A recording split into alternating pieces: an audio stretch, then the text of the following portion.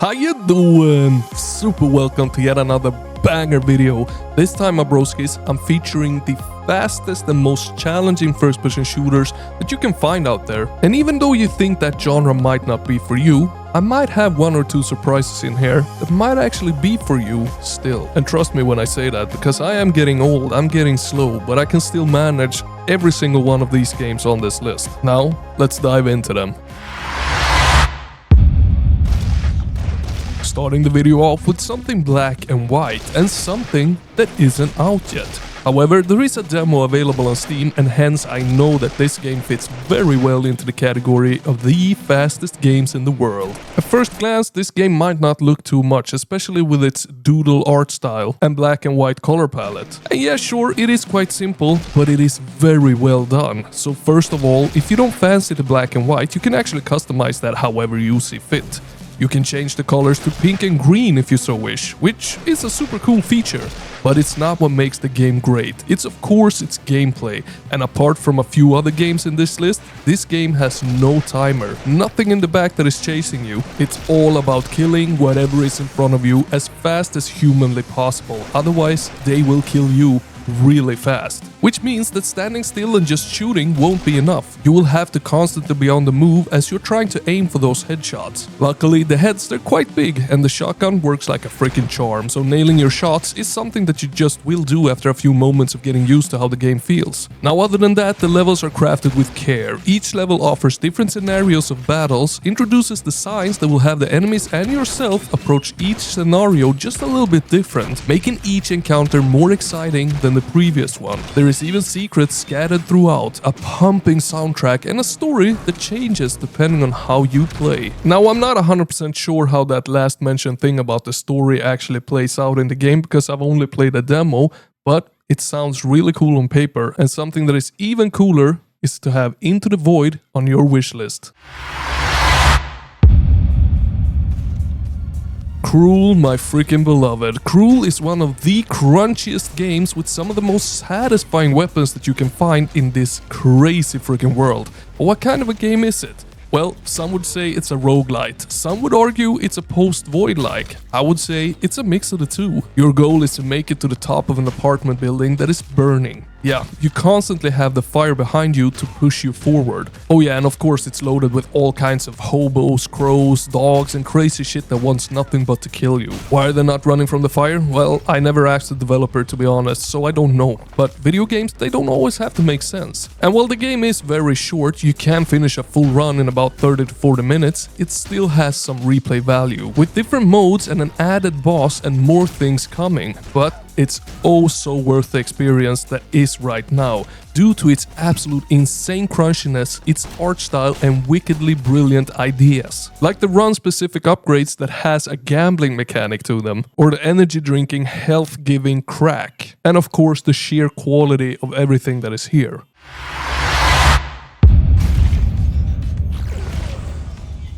Now, Mullet Mad Jack is the best looking 80s, late 90s anime style game that you can possibly find out there. And hell, it's even got me in the game. Yeah, you heard that right. Inside of your apartment, you can actually find me on one of the monitors there. The goal in this game is to complete the objective of saving the princess from the corrupt AI, all while keeping your viewers high on dopamine. Here you see robots, they have captured her inside of their skyscraper. It's got a bit of that Super Mario meets brutal freaking anime to it. And you're streaming the whole thing. Now, each floor acts as a level in the game, and for each 10th floor, the game introduces something new that might kill you. It can be everything from new enemies to hazards, and always a boss at the end of each 10th floor. And those bosses, well, they're fairly different from one another, spicing up the gameplay quite a bit. And they're even more impressive than first meets the eye. They all have some form of unique twist to them, and implementing a boss in a game where you die from 2 shots and kill everything with 1 shot is not the easiest of tasks, but it works surprisingly well in this game. Now, apart from that, we also get sidetracked a few times, like visiting our apartment where you can stare at my pixely face, or sitting in a window sniping down enemies. It's a short but very sweet and very beautiful little cocktail of unique graphics, fast and satisfying gameplay, with some twists and unique ideas. It's simply extremely loved by many, but with all right. And despite it being short, there is a ton of replayability here, with different modes focusing on specific weapons, specific run upgrades, or the infamous endless mode.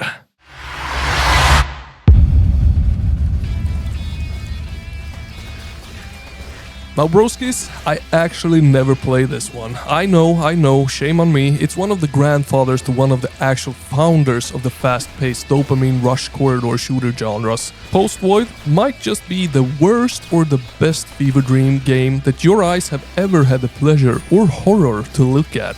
It's one of the fastest, where you have to satisfy your heart by killing or you die. A mechanic just as in Mullet Mad Jack that I forgot to mention. The mechanic, however, forces you to act and play fast as a mothercracker, but once you get the hang of it, I bet it is one of the best rides on drugs, but without the drugs. Before we continue, let me just remind you of the Brutal Indies Unleashed showcase and Steam event kicking off on September the 12th. It's gonna be absolutely massive with crazy announcements, exclusive footage, and so many sales. So don't miss it on September the 12th, live on this channel.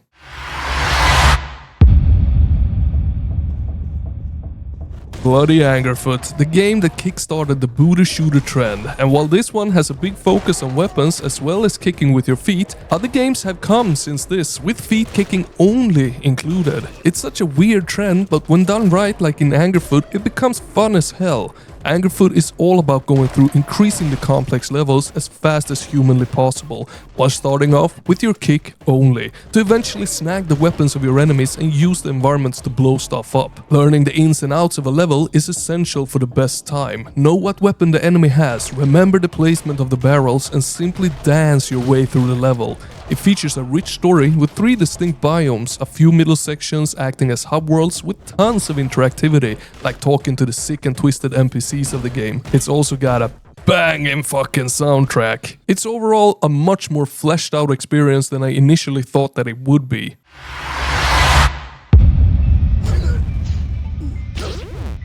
Now this might be the most underrated fast one in this video. With a whopping 10 Steam reviews, this comes in and it's actually quite good. It focuses both on katana and gun combat, where the gun is actually your finger. Yeah, it's a finger gun. Combining the two, however, is essential, as some enemies won't take damage from your sword while others won't be harmed with your finger gun. And on top of that, there are a bunch of power-ups that is dropped by certain enemies. Learning all of it and being fast at swapping between them is harder than it might sound, but also fun once you nail it. Oh yeah, and there is also a parry in the game, which is quite important. Whereas parrying shots replenishes your ammo and parrying melee attacks replenishes your health. And I love how there is just a handful of things in the game, but all of them weigh in heavy. And not to be taken too lightly, the pixel art, while a bit cartoony and colorful, is superbly well done.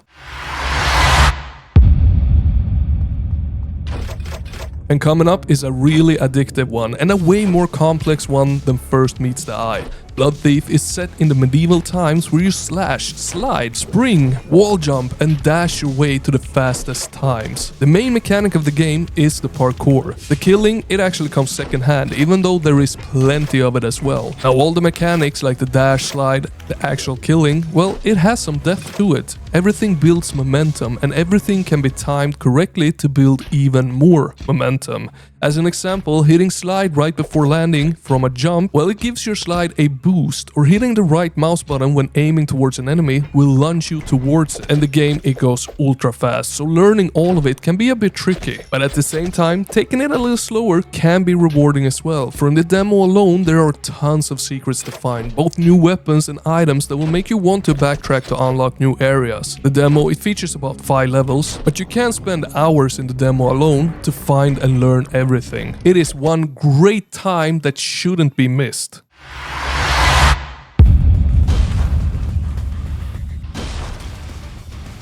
And coming up might be the one game to make you feel the most badass out of them all. There is literally no game that comes closer to being a modern Doom challenge game.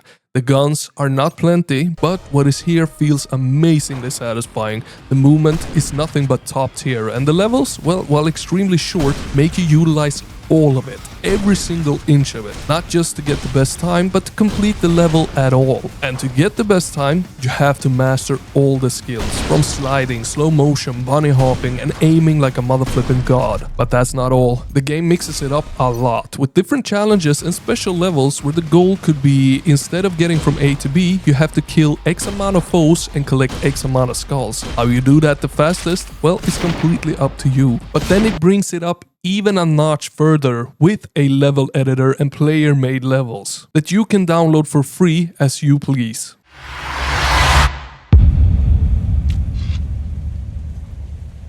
Now this right here is a wild ride to say the least, combining all sorts of Romish old school weaponry to slay everything that stands in your way, including civilians if you so please.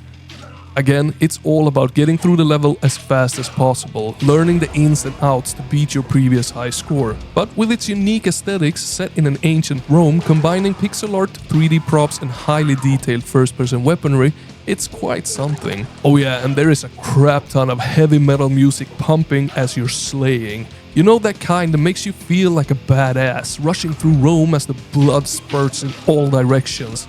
And weirdly enough, the music, it fits the tone of the game. Yeah, it's quite dark and it becomes quite gritty, but the ancient Rome weapons especially just feels metal as freaking hell. Will you bring retribution to the greedy senators that betrayed you?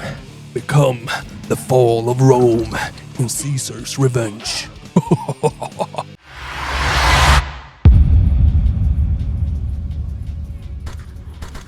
Now this, my broskis, is another very weird one, but it's way too cool to pass up on. It's a retro first-person shooter taking place inside of a virtual happy place. You get jeopardized with a naughty bug while in there, and it's an action-oriented roguelite where you get to blast waifus to uncover dirty secrets on a personal computer. Yeah, you did hear every single word of that right. It's quite cool though, how it's all an insanely long level, loaded with secrets and areas to explode, but you have to be fast, for the scan wall is constantly approaching you from behind, and it's trying to get you back into the real world.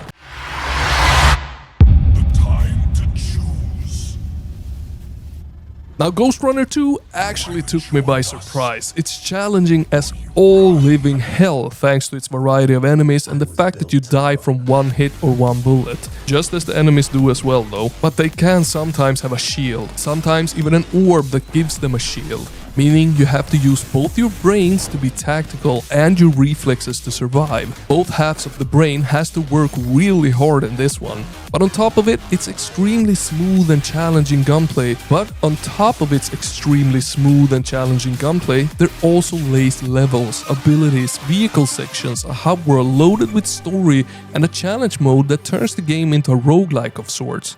It's all in all a very complete package and a very easy recommend for all the challenge junkies out there.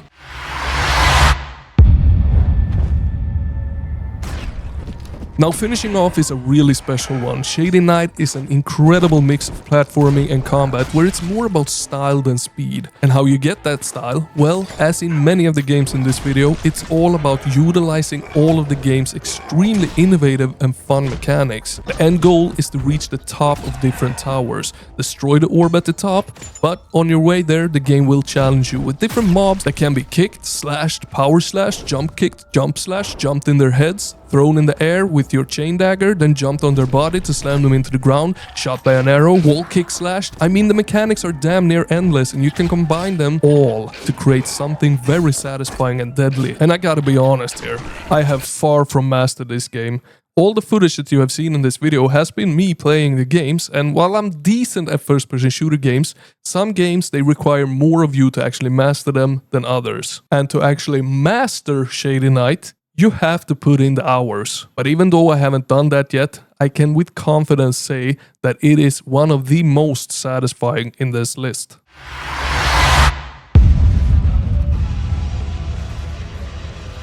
Now last but not least, we got a little bonus. We all know about this one, but it's still very worth mentioning. ULTRAKILL is the one and only, the most popular fast-paced first-person shooter that has ever existed, and the best part is that it is worthy of all of its success. If you haven't given it a spin yet, now is the time to do so. But do know that it still sits in early access, and it has for the past 5 years.